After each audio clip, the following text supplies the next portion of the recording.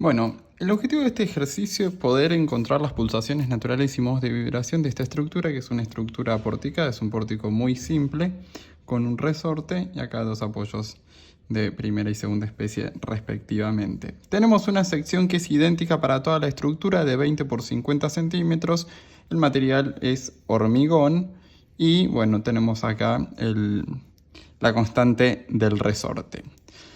Básicamente, para poder hacer esto, lo primero que tenemos que hacer es determinar las coordenadas dinámicas del problema. Recordemos que las coordenadas dinámicas es la cantidad de desplazamientos linealmente independientes que puede tener nuestro conjunto de masas. Si observamos, en primer lugar, nosotros como masa tenemos un modelo de masas puntuales, con lo cual solamente vamos a considerar los desplazamientos lineales de las masas y no las rotaciones.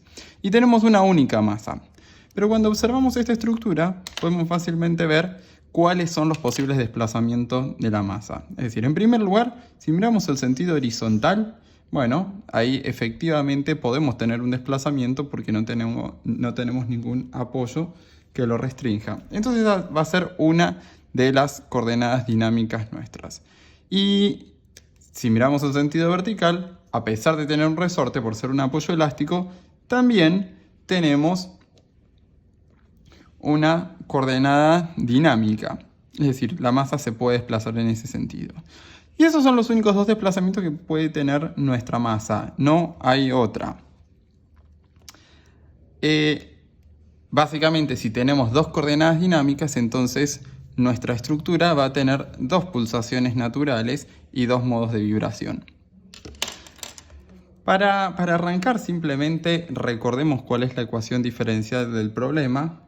Y es que la matriz de masas por el vector de aceleraciones más la matriz de rigidez en coordenadas dinámicas o matriz condensada por el vector de desplazamientos es igual a P de t como vector, o sea, la excitación externa.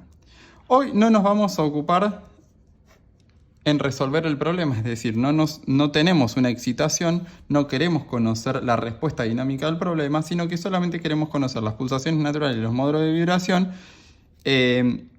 con lo cual no vamos a tener que resolver la ecuación de esa manera. Recordando las clases que teníamos, las clases que tuvieron, tengamos presente que las pulsaciones naturales, ¿sí?, eran los autovalores de la matriz dinámica, siendo la matriz dinámica m a la menos 1 por k. Entonces básicamente lo que tenemos que hacer, y los modos de vibración son los autovectores de esa función. Obviamente acá estoy obviando un montón de teoría, estoy yendo a lo práctico, a lo que nos incumbe en este momento. Básicamente la matriz de masas es muy fácil en nuestro caso. ¿Por qué? Porque la matriz de masa nos va a decir cuál es la... me faltó el valor de la masa. ¿Cuánto es? La masa es de 4.000 kilogramos. Tenemos que poner en la diagonal las masas intervinientes en cada coordenada. En nuestro caso va a ser tanto en la coordenada 1 como en la 2, m y m, o 4.000 kilogramos. Bien, ahora el punto principal es encontrar la matriz de rigidez en coordenadas dinámicas, o matriz condensada. Para esto ya saben que tenemos varias maneras posibles. La manera más directa, es decir, la de la definición, es encontrar las reacciones de vínculo que tendríamos en las coordenadas 1 y 2 cuando tenemos sedimentos unitarios alternadamente en las coordenadas 1 y 2. Por otro lado, podemos ir a través del método de condensación matricial, es decir, hacer una matriz más grande que incluya todas las coordenadas, tanto dinámicas como estáticas de nuestra estructura, y hacer una operación algebraica para condensarlas, o sea, hacer esa especie de cambio de base a las coordenadas 1 y 2, o bien calcular la matriz de flexibilidad en coordenadas dinámicas y después invertirlo. En este caso yo voy a optar por ir por el primero de los casos, como sería la definición clásica, es decir, voy a poner vínculos en las coordenadas 1 y 2 y les voy a dar seguimientos unitarios para calcular las reacciones de vínculo que tenemos. Entonces, si tenemos que hacer eso, tenemos que empezar a trabajar con una estructura diferente, es decir, la estructura a la cual le vamos a generar los seguimientos de vínculo va a ser una estructura que ya tenga esos dos vínculos. Recordemos, no podemos dar un seguimiento de vínculo cuando no existe un vínculo.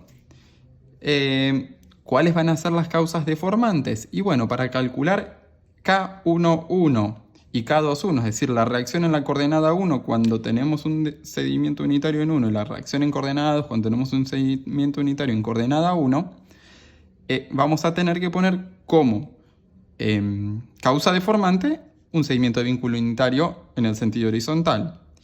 Y después vamos a tener que volver a resolver la estructura, pero con un seguimiento de vínculo unitario en la coordenada 2. Cuando miramos este problema, ahora nos encontramos con que esto es una estructura hiperestática, ya mucho más hiperestática que la anterior. La anterior era de grado 1. Si la anterior era de grado 1, le agregamos dos vínculos, es una estructura hiperestática de grado 3. Con lo cual, resolver esto por el método de incógnitas estáticas va a ser un poco incómodo, pero lo que sí vemos es que al poner estos vínculos nos queda un único grado de libertad de desplazamiento del sistema. Es decir, en este nodo está fijo, este nodo está fijo, este nodo está fijo, este no se desplaza y sencillamente puede girar. Con lo cual podemos armar nuestro sistema fundamental, ¿sí?, y restringiendo los desplazamientos en esa coordenada 1, que es diferente a las anteriores, ¿sí? Entonces, ya no vamos a tener una matriz de rigideces. Recordemos, ahora yo estoy resolviendo el sistema hiperestático. Ahora yo podría elegir cualquier método independientemente de que lo que quiera calcular es una matriz de rigidez en un conjunto de coordenadas. Elijo el método de incógnitas cinemáticas porque es más simple. Entonces, vamos a tener que calcular la rigidez en esa coordenada, que va a ser la matriz de rigidez, pero como no tenemos matriz de rigidez, es directamente la rigidez.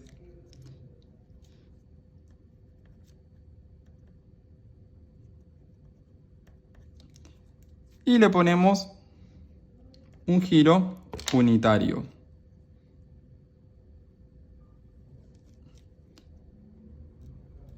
Ya saben que esto se va a deformar de esta manera.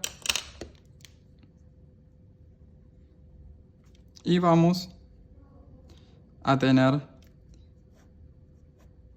este diagrama de momentos, donde esto vale 3 EJ sobre L y estos dos valen 3 EJ sobre H.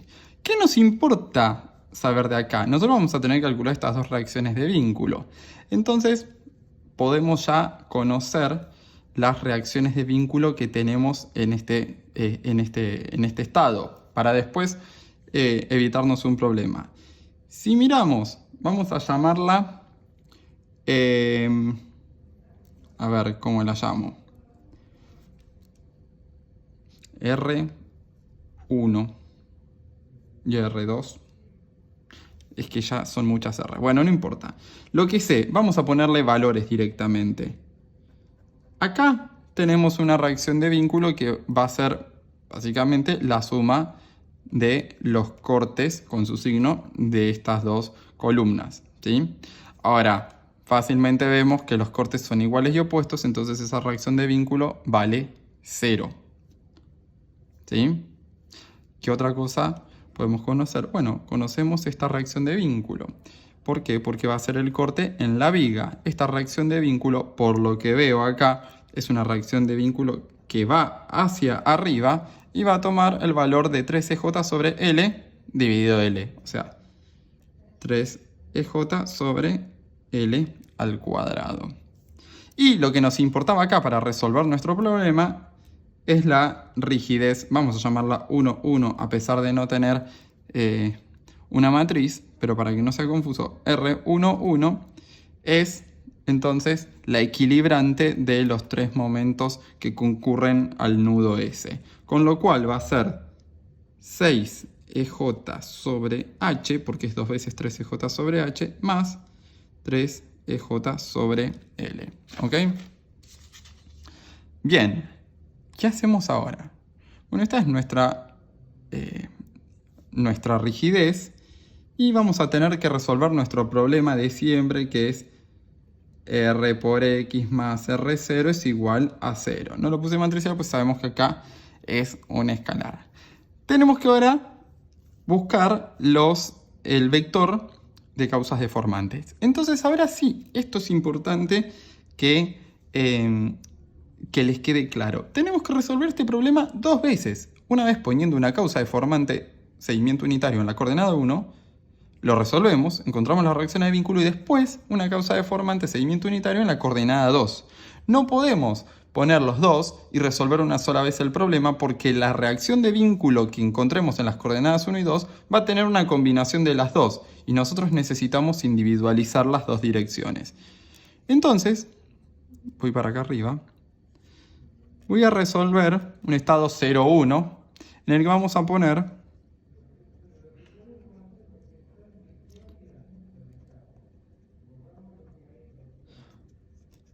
un seguimiento de vínculo en coordenada 1. Es decir, vamos a poner como causa deformante un seguimiento unitario. Vamos a terminar por acá. Y esto va a tener una deformación de ese tipo. ¿Sí? Bien.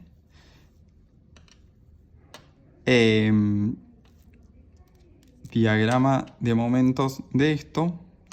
No quiero que se me vaya la hoja, pero porque la vamos a tener que utilizar. Bueno, no importa, lo vamos a hacer así. Entonces, R... Lo voy a hacer acá igual. El diagrama de momentos de esto, al tener un seguimiento unitario, va a ser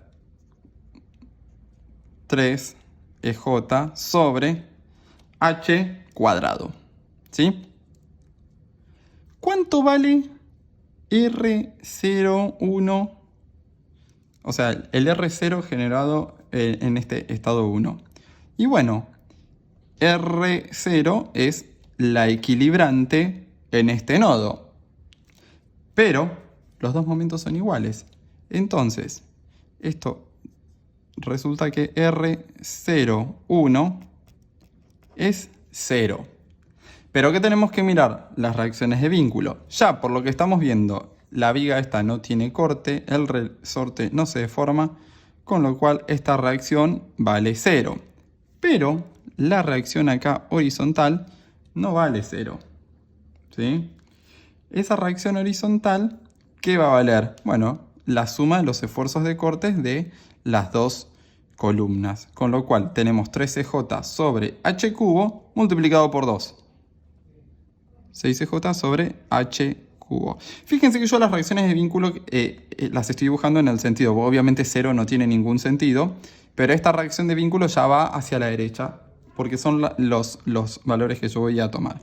Entonces, si R por X más R0 es 0 y R0 vale 0, entonces X vale 0 para este caso, y ya podemos encontrar, ya podemos conocer las reacciones que queríamos para nuestro caso. Entonces, podemos ya calcular, tenemos la coordenada 1, podemos calcular yo la había llamado K a la matriz de rigideces en coordenadas dinámicas. Al tener ya resuelto el seguimiento unitario en coordenada 1, podemos calcular las reacciones de vínculo en la coordenada 1. Entonces, ¿qué va a ser? K11, en teoría, es esta fuerza, o sea, la fuerza en la coordenada 1, que valía 0, por X, que también vale 0, más la fuerza del estado 0, 6EJ sobre H cubo. Esto no está, ya tenemos el valor entonces de K11. ¿Sí? Bien, podemos determinar ahora K2,1, es decir, la reacción de vínculo en la coordenada 2, que es esta, cuando la causa deformante es el seguimiento unitario. Y va a ser en el sentido positivo, porque acá lo teníamos en 2, 3 EJ sobre L cuadrado por X, pero esta vale 0, más 0, con lo cual la rigidez cruzada es nula. Fíjense que nos está dando que este es un problema básicamente desacoplado, con lo cual si hubiéramos tenido una excitación externa hubiera sido bastante fácil de resolver, porque al tener las dos coordenadas desacopladas podríamos haber resuelto las dos ecuaciones diferenciales separadas de manera muy simple. Pero no es el caso, o sea, nos vamos a quedar simplemente en los modos de vibración. ¿Qué hacemos ahora?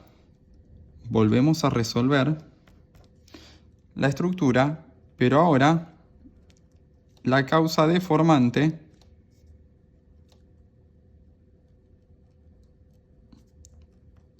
es un seguimiento en la coordenada 2.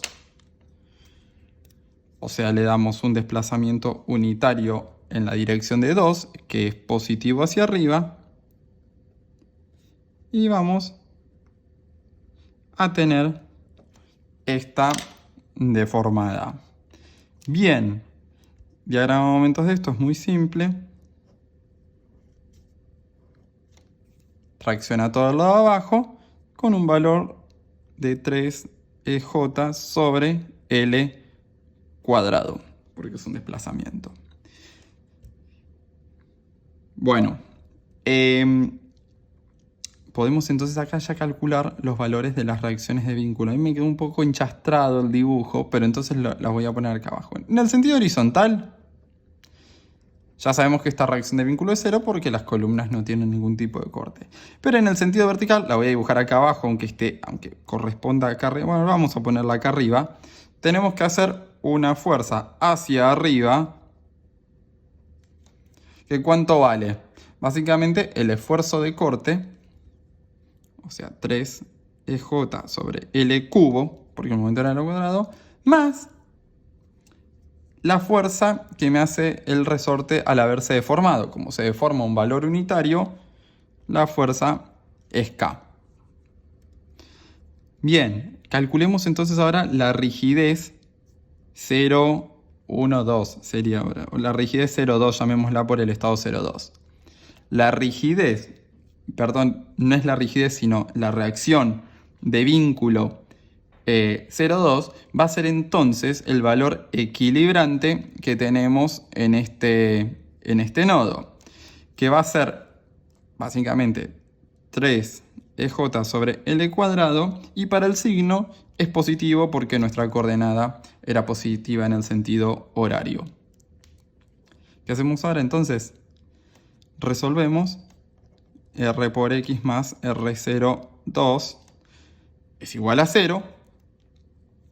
Y vamos a encontrar entonces que X es menos R02 sobre R, o sea,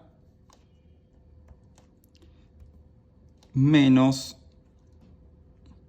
3 EJ sobre L cuadrado dividido 6 EJ sobre H más 3 EJ sobre L. Acá, bueno, se nos van todas las L, todos los EJ, y va a depender exclusivamente de la geometría de la sección, lo cual es lógico cuando tenemos rigidez uniforme en la estructura, ¿sí?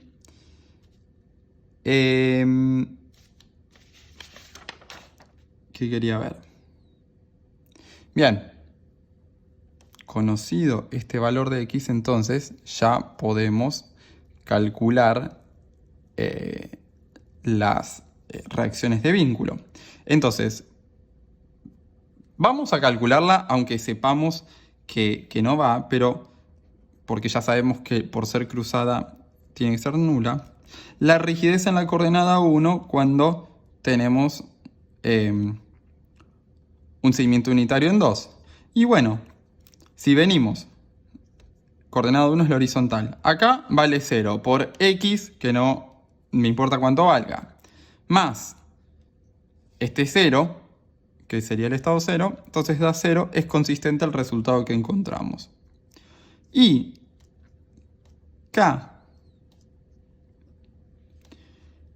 2, 2 va a ser este valor, es decir, en el sentido positivo de 2. Ahora fíjense, yo miro los sentidos positivos o negativos en los sentidos de las coordenadas 1 y 2.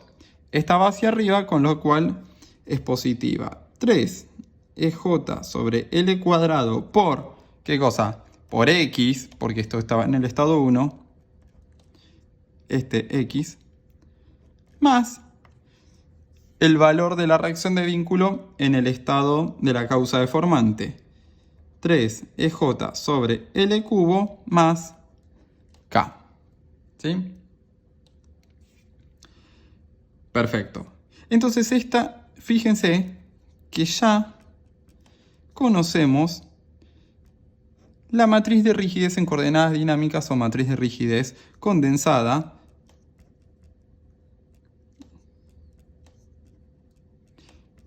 porque pudimos calcular los 4 valores a partir de calcular reacciones de vínculo. ¿Sí? Esta matriz nos queda... Esto me voy a copiar los números. No debería haberlos puesto de esta manera, pero bueno. O bien...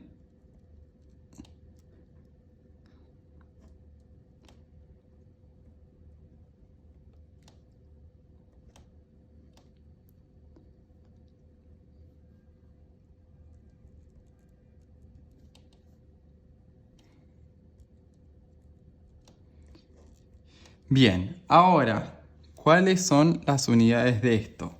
Esto es importantísimo, chicos, es muy fácil confundir las unidades. Fíjense que nosotros ahora tenemos que multiplicar una matriz de masas con una matriz de rigideces, ¿sí? Ahora, las masas están en kilogramos, o sea, unidades de masa. Las fuerzas están en unidades de fuerza. Afortunadamente estamos trabajando con sistema internacional en este momento que nos hace la vida mucho más simple.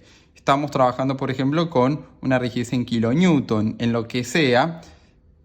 Tenemos que transformar esto a unidades de fuerza. Es decir, ya sabemos que un newton es masa por aceleración, es decir, es 1 kilo por 10 metros sobre segundo al cuadrado. Entonces lo tenemos que transformar en estas unidades más bien...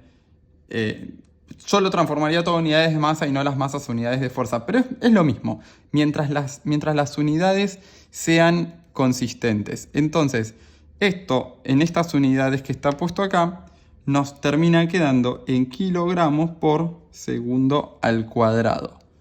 Es bizarro expresar una rigidez de esa manera, estoy de acuerdo, pero en lugar de tener las rigideces, bueno, en este caso es única porque como las dos son desplazamientos, la podemos sacar afuera. Obviamente si tuviéramos rigidez al giro nos daría distintos valores, pero estas son las unidades que tenemos. ¿Cómo sigue el problema? Bueno, hacemos entonces la matriz dinámica, que voy a dar vuelta a la hoja. La matriz dinámica es m a la menos 1 por k. ¿Sí? No vamos a hacer la cuenta en vivo, pero esto da algo así como 1416,66, obviamente 1464,8. ¿Sí? ¿Qué hacemos ahora? Recordemos que los autovalores, ¿sí? Los autovalores al cuadrado van a ser las pulsaciones naturales. Entonces, lo que tenemos que calcular son los autovalores de la matriz dinámica. Si hacemos los autovalores de esto, vamos a encontrar que lambda 1, o lambda, el primero que nos aparece es 1416,66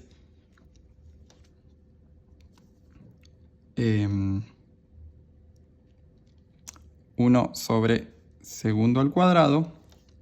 Y lambda 2 es 1464,8, 1 sobre segundo al cuadrado. Ahora, ¿qué es lo que le llama la atención de esto? Obviamente, al tener una matriz diagonal, los autovalores nos dieron igual que los valores de la diagonal. Si no hubiera sido así, nos habrían dado valores diferentes. Con este resultado, encontramos omega 1 y omega 2, que son las raíces cuadradas de esos, y nos dan 37, el primero 37,64 segundo a la menos 1 y 38,27 segundo a la menos 1.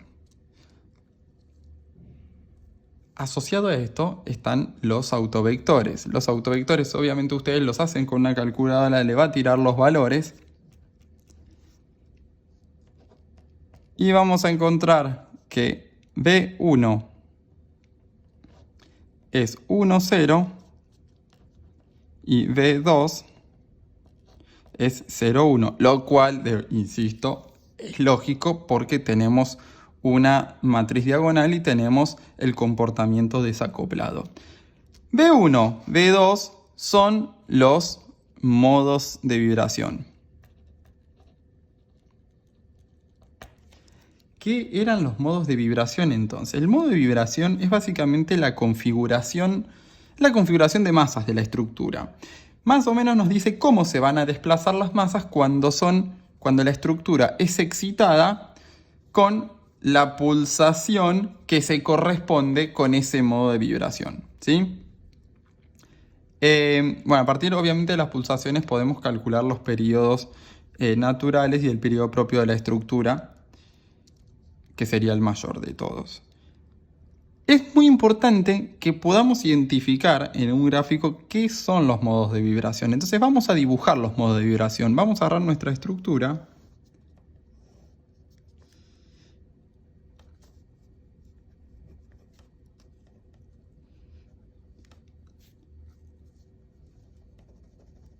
Acá tenemos la masa. Y vamos a dibujar el primer modo de vibración. Recordemos que las coordenadas teníamos la coordenada 1 horizontal y la coordenada 2 vertical. Entonces, el primer modo de vibración nos dice que la configuración que va a adoptar esta estructura va a ser que se desplace un valor unitario en la coordenada 1 y un valor nulo en la coordenada 2. Entonces, ante este escenario, que no se desplaza hacia arriba hacia abajo, esta viga no se va a deformar y las columnas tampoco. Obviamente el resorte no cambia de longitud. Vamos a dejarlo así sin dibujar el resorte para que no se enchastre.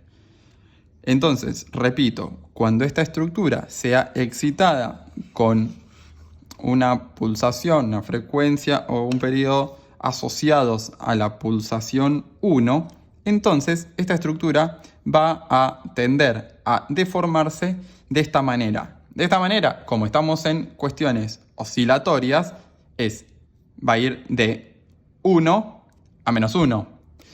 En el sentido vertical no se va a desplazar porque tiene que ir de 0 a 0. Pero es como que va a ocupar esas posiciones, de un lado a otro, de un lado a otro. Ahora, cuando decimos el autovector, nos da posiciones relativas. Nos está diciendo cuánto una coordenada con respecto a la otra. La amplitud de esto dependerá de el valor que le estemos poniendo, de cuánta de la fuerza que le estemos aplicando. La amplitud será mayor o menor, pero siempre va a ser en esa dirección. Y después podemos dibujar el segundo modo de vibración.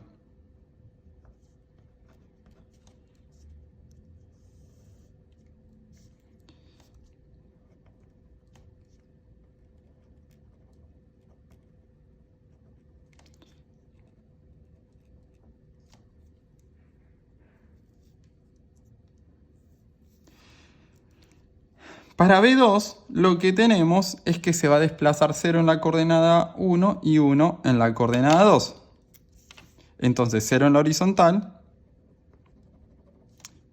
y 1 en la vertical.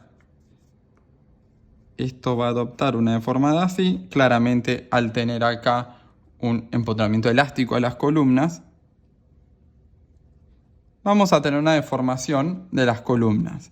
De vuelta, entonces cuando excitemos a la estructura con una pulsación idéntica a omega 2, esta estructura va a oscilar entre esta posición y la de abajo, y esto va a ir alternativamente hacia un lado o hacia otro. En este caso estaban desacopladas, no es que haya sido intencional que estuvieran desacopladas, pero bueno, están desacopladas. Y esto es lo que se espera cuando les pedimos que calculen los modos de vibración y que los grafiquen. Insisto en que es muy importante poder identificar cuál es la configuración deformada que van a tomar nuestras estructuras. Recordemos, una estructura siempre va a tender a moverse. El primer modo de vibración va a ser el dominante. El primer modo de vibración es el que está asociado al mayor periodo. Y después los otros se van a ir sumando. Como en este caso, bueno, están desacoplados, los podemos analizar por separado las dos direcciones, pero cuando tenemos una estructura en la que estén acoplados, vamos a tener una respuesta dinámica de la estructura que va a ser una combinación lineal de los modos de vibración con una participación diferente en función de cuán importante sea la excitación en cada coordenada. Bueno, eso es todo. Así es como se espera. Esto es un ejercicio típico de parcial. De hecho, lo saqué de un parcial que tomamos hace algunos años. Como siempre, intento que estos ejercicios sean bastante representativos de lo que hacemos y esperamos. Si tienen alguna duda de esto, porque puede ser la primera vez que lo hagan, me la hacen y lo resolvemos en clase de consulta. Hasta luego.